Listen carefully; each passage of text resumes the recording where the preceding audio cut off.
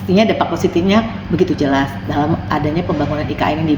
Tapi yang sedikit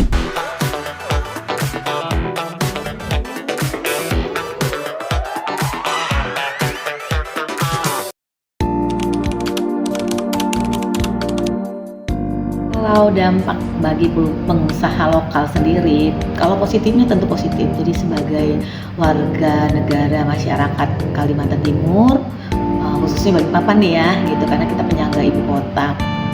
Pastinya dampak positifnya begitu jelas dalam adanya pembangunan IKN ini di kota negara, secara ekonomi, secara infrastruktur yang mulai dibangun seperti itu. Itu tuh dampak lah perekonomiannya tuh bangkit ya. Untuk di Kalimantan Timur khususnya kota Balikpapan sendiri, apalagi di Sepaku sana.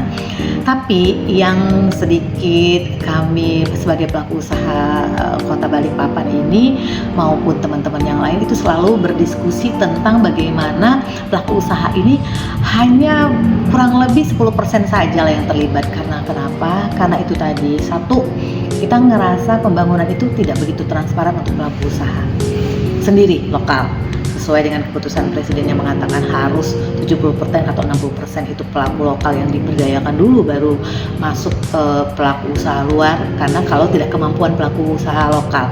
Tapi saya apresiasi karena pemerintah sendiri juga kalau dalam regulasi itu, apalagi perizinan itu sangat dipermudah. Itu dipermudah, tapi sistemnya, sistem pembayaran, sistem perlakuannya itu belum begitu betul-betul belum terasa di kami di pelaku usaha lokal. Seperti itu sih.